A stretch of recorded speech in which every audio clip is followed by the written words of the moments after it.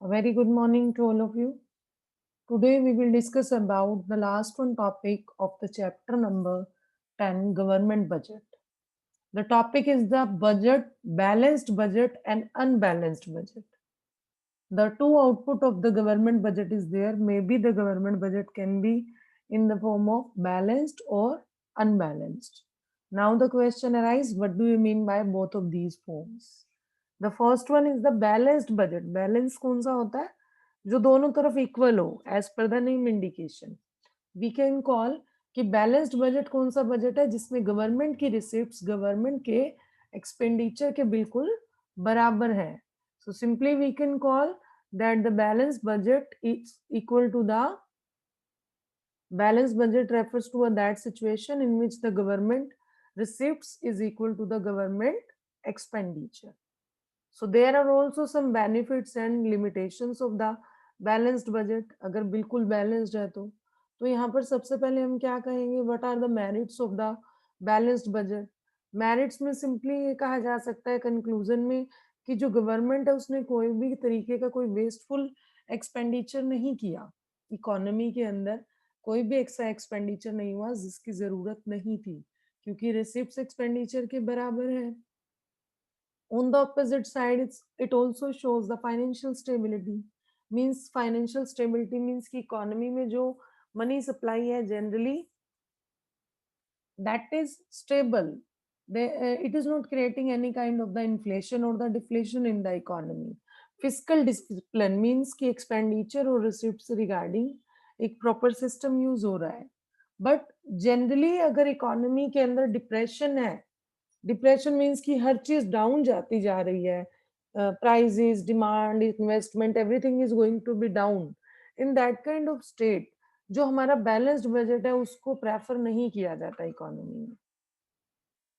So that's why due to which some of the problems we can call कि balanced budget में भी कुछ shortcomings भी होती हैं. ऐसा नहीं है कि सिर्फ इसका बेनिफिट ही है from the government point of view, from the economy point of view we can call कि कंट्री के पॉइंट ऑफ व्यू से अगर एक गवर्नमेंट का बैलेंस्ड बजट है तो कुछ उसकी शॉर्टकमिंग्स भी हैं. There are some problems.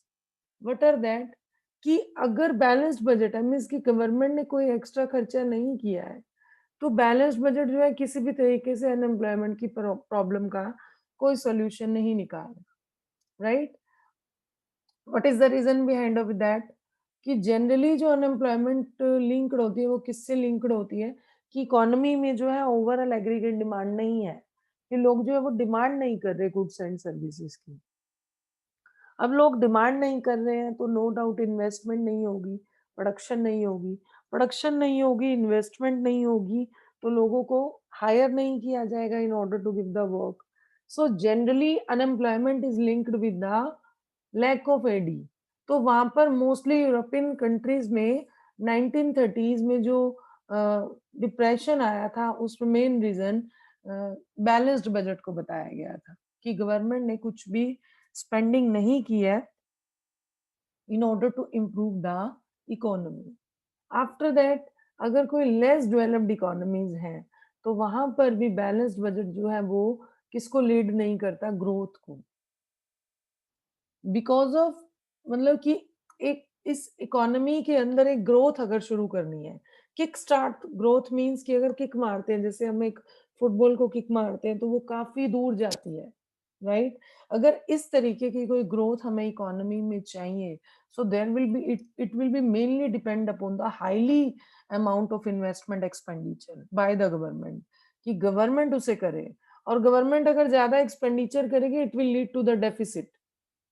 So this is also a big problem कि अगर एक इकोनॉमी में ग्रोथ करनी है then the government will have to spend the money on the majority of the investment so that the overall more things can be available in the economy. So due to the balanced budget we can say there are some shortcomings also कि balanced budget जो है वो हमेशा country के point of view से beneficial नहीं होगा. After that, the second one concept is there, which is the unbalanced budget. Unbalanced means कि जो बराबर नहीं है. We know very well. अब क्वेश्चन क्या अराइज होता है कि बराबर किस फॉर्म में? There are the further two forms. So initially we will say that the unbalanced budget is that budget in which the receipts and the expenditures are not equal to each other. The simple thing कि unbalance कब आएगा जब वो एक दूसरे के बराबर नहीं होंगे. और ये कैसे सिचुएशन हो सकती है? It can arise in two forms. Which one? Surplus budget and second one deficit budget. तो अब हम स्टडी करेंगे what do you mean by the surplus budget and what do you mean by the deficit budget. So surplus budget is there जिसमें surplus means कुछ ज्यादा gain हो रहा है. As per the name indication we can call the surplus budget refers to the budget in which the gain is more than the losses. We can say कि जो coming incoming हो रही है अमाउंट की वो ज्यादा है rather than the outgoing. So here we can call in which the government receipts are greater than the government expenditure. So surplus budget is estimated government receipts are greater than the estimated government expenditure, where the receipts of the government will be greater than the expenditure. So there is also the benefits and the demerits of the surplus budget. अब benefit में mainly क्या आ जाता है? देखो, suppose अगर economy के अंदर inflation है, इन्फ्लेशन अराइज हो गया, सपोज ज्यादा इन्फ्लेशन अराइज हो रहा है due to the excess AD की डिमांड अगर ज्यादा हो रही है, लोग ज्यादा से ज्यादा डिमांड कर रहे हैं, तो वहां पर क्या सिचुएशन आ जाती है? इन्फ्लेशन आ जाता है इकोनॉमी के अंदर. तो इसका बेनिफिट क्या है? That the surplus budget can sort out the problem of the inflation in the economy. Surplus budget क्या करेगा? रिसिप्ट्स गवर्नमेंट की ज्यादा हो गई, लोगों के पास इनकम कम होने लग जाएगी, तो इन्फ्लेशन जो है वो कम होने लग जाएगा due to the decrease in the level of the aggregate demand. तो एग्रीगेट डिमांड कम हो जाएगी ऑन अकाउंट ऑफ कैसे कैसे कि एक तो गवर्नमेंट ने ज्यादा पैसा कलेक्ट किया, एज वेल एज गवर्नमेंट ने अपने एक्सपेंडिचर भी कम कर दिए. तभी सरप्लस आया ना, कि गवर्नमेंट को रिसिप्ट्स ज्यादा हो रही है, खर्चा कम हो रहा है. So it will ultimately lead to the decrease in the level of the aggregate demand in the economy. और मार्केट में, इकोनॉमी में एग्रीगेट डिमांड अगर कम होती जाएगी, it will ultimately lead to the solution of the problem to the inflation. कि जो बढ़ते हुए प्राइजेस हैं, प्राइजेस किस वजह से बढ़ते हैं? डिमांड बढ़ने की वजह से, कि लोग ज्यादा से ज्यादा डिमांड कर रहे हैं, उसकी वजह से प्राइसेस ज्यादा बढ़ रहे हैं. So simply the merit of the surplus budget is there. It is required to rectify the situation of the inflation in the economy. On the opposite side, अब यहाँ पर demerit भी आ जाएंगे, no doubt. अगर हम इसी बात को ही चेक करें ऑपोजिट पॉइंट ऑफ व्यू से, no doubt there is a problem कि सरप्लस बजट जो है वो एग्रीगेट डिमांड के लेवल को कम कर देता है, right, which is not acceptable in the periods of depression.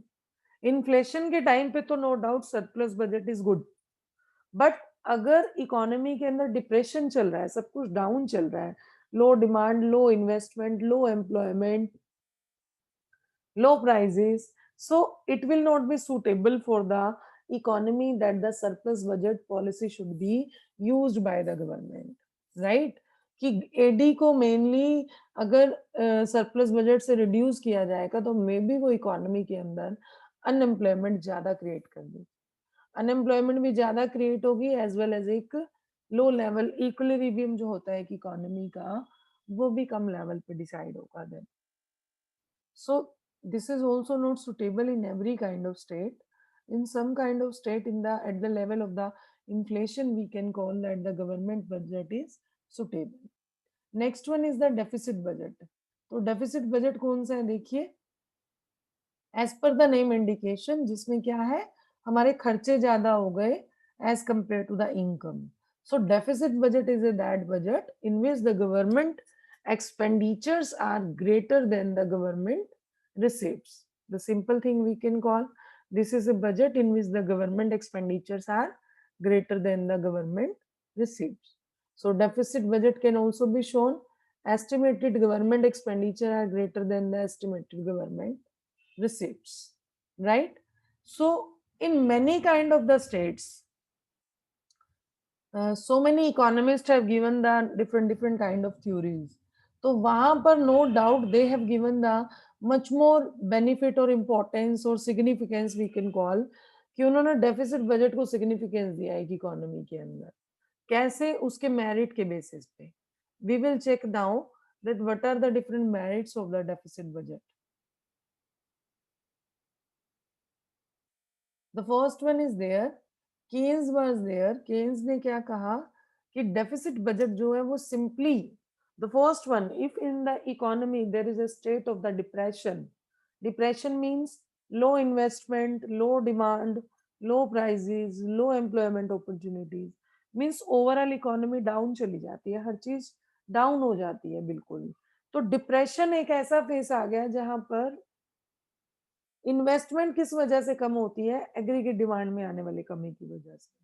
Overall हर चीजें इकोनॉमी के अंदर कम होती जाती है, तो उससे क्या होता है? प्लान्ड आउटपुट भी कम हो जाता है, lower than the actual level. Means कि ऐसा एक लेवल जो एक एम्प्लॉयमेंट लेवल को अचीव करने के लिए चाहिए. तो वहां पर क्या प्रॉब्लम आती है? During the depression unemployment become the major one problem. तो इस तरीके से जो डेफिसिट बजट है वो एक बेनिफिट इस चीज में क्रिएट करता है. Which kind of the things are there कि डेफिसिट बजट क्या करता है? एडी को इंक्रीज करता है. AD refers to the aggregate demand. कैसे? गवर्नमेंट अपना सबसे पहले एक्सपेंडिचर बढ़ाती है डायरेक्टली, एज वेल एज वो सेकेंड वे से क्या करती है? अपनी रिसिप्ट कम करती है. तो उससे क्या होता है? लोगों के पास पैसा ज्यादा हो जाता है. They can get the more money to spend. तो लोगों की इनकम बढ़ गई, जिससे लोग क्या करेंगे? खर्चा ज्यादा करेंगे, इन्वेस्टमेंट एंड कंजम्पशन एक्सपेंडिचर ज्यादा करेंगे.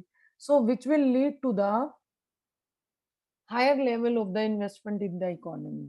So in order to tackle the problem of the depression in the economy or the lower level of AD and lower level of employment, so it is necessary for the government in order to use the deficit budget for the correction of these kinds of states. कि एक तो directly government deficit budget में कब आएगी? अपना expenditure बढ़ा देगी, खर्चा गवर्नमेंट ज्यादा कर रही है. On the opposite side, government will also try to induce the people in order to spend the more money on the consumption and the investment expenditures. तो ये बेनिफिट आ जाता है हमारा डेफिसिट बजट का. But on the opposite side there are some demerits of this budget also. तो जरूरी नहीं है कि डेफिसिट बजट जो है वो हमेशा हर सिचुएशन में सुटेबल हो, राइट? जो बैलेंस्ड बजट के बेनिफिट थे वो इसकी लिमिटेशन बन जाएंगे. जो बैलेंस्ड बजट की लिमिटेशंस थी that will be the merits of the deficit budget.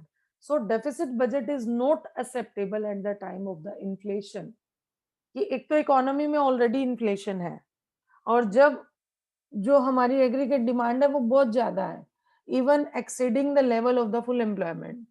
तो in that kind of state we can not say that the deficit budget is suitable, क्योंकि वहां पर एग्रीगेट सप्लाई को इंक्रीज नहीं किया जा सकता.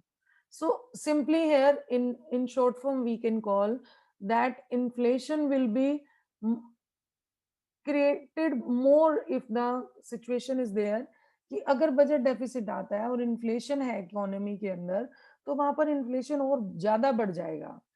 और ऐसी और सिचुएशन आती जाएगी कि वेज प्राइस स्पाइरल इंक्रीज हो जाएगा कि वेजेस बढ़ रही है तो प्राइस बढ़ रहे हैं, प्राइसेस बढ़ रहे हैं तो वेजेस बढ़ रही हैं. So it will ultimately lead to the more of the inflation in the economy. So during the time period of the inflation, it is not right for the economy that the deficit budget should be used. At that point of time, the balanced budget will be more suitable in the case of the inflation. So the simple thing is there are mainly two forms of the government budget, balanced and unbalanced.